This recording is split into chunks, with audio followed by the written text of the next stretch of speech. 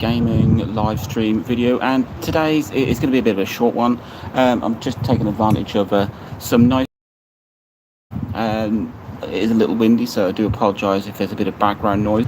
But for any console collectors out there, or people who just like to buy consoles, a thought occurred to me yesterday. Actually, I was actually thinking about buying a Sony PSP.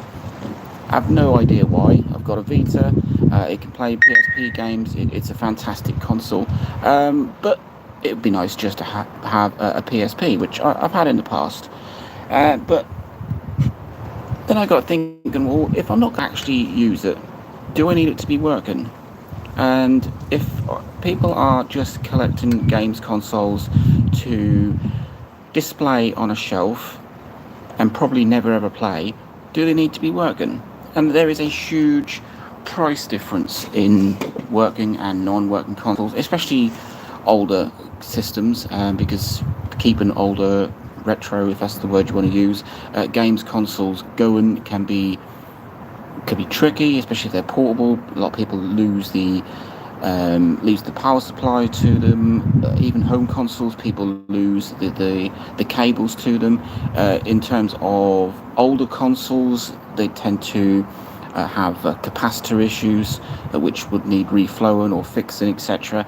With portable consoles, because it's portable, you tend to find that they have a lot of broken screens or dead batteries.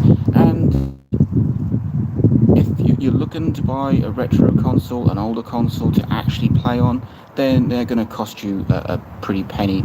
But if you're just looking for one to sit on a nice little unit, show off that, oh, look at this, I've got a PSP, or I've got this, that, or the other, or I've got a Game Boy, etc., then do they need to be working? If you've got no intentions of ever using them, do they need to be working?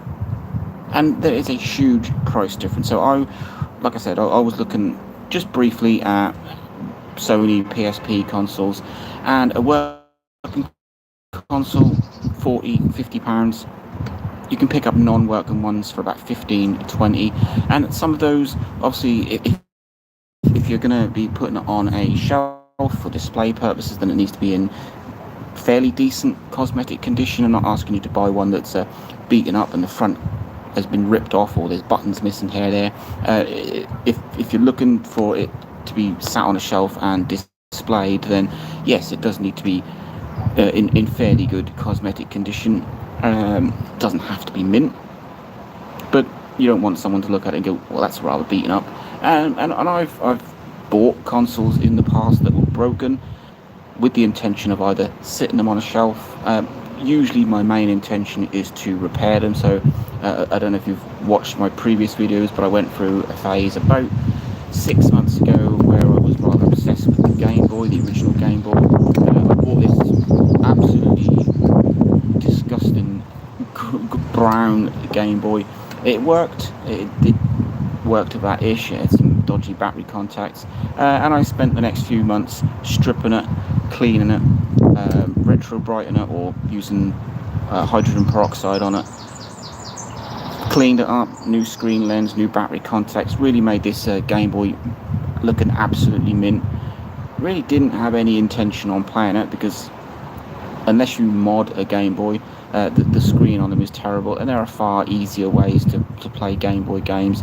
If you want to use original cartridges, then something like the Game Boy Advance SP. If you want to use ROMs, legally obtained ROMs, of course, then things like the DS or just about any console can play them, or even some of these emulation devices like an Anbernic.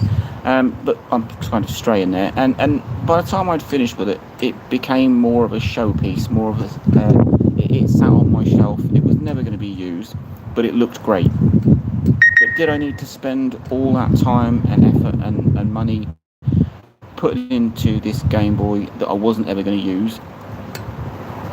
I specifically bought one that was working for at the time. But if I had thought about it and I thought, well, I'm not going to use it, it's just going to sit on a shelf, I could have just bought a nice, fairly clean, good cosmetic one that wasn't working. Would have reduced the price of that a lot. So it's something to think about. Yes, it's nice to have working consoles. I've got a big selection of consoles: Switch, DS, Vita. Just bought an emulation device. I've got a Dreamcast, an Atari, a Super Nintendo. They all work. Some of them aren't in the most fantastic conditions. I mean, my Dreamcast is in mint condition; it hasn't even yellowed. My Super Nintendo has. My Atari is in great condition. They all work. But if I was just buying a console because I wanted to build a shrine, or just just just a collection, just like a talking piece, then I wouldn't necessarily look for ones that will work.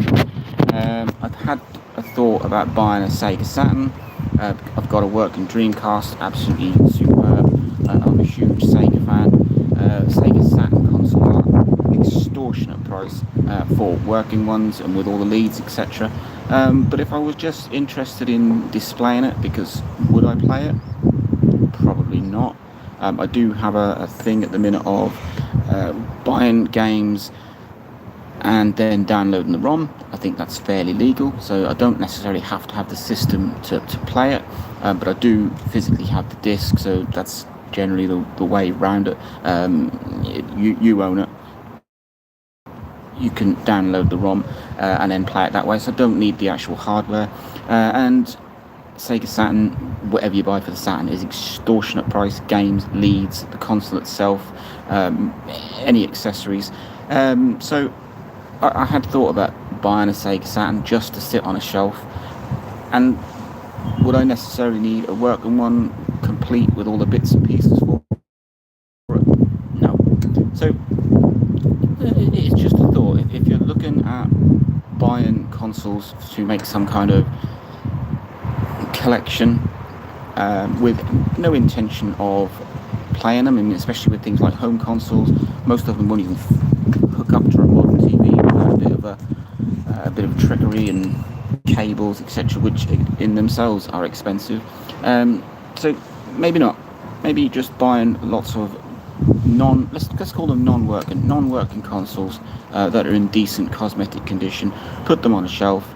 No one's going to know that none of them work, and you're going to get them at a drastically reduced price. So I might start looking around for some consoles that I had my eye on, but normally I would go and buy ones that are working. And maybe I might start looking around at broken ones, spares and repairs, ones that look like they work, but they don't necessarily. So let me know what you think. Would you buy broken consoles if you had no intention of using them, but you just wanted them for showpieces? Link, like,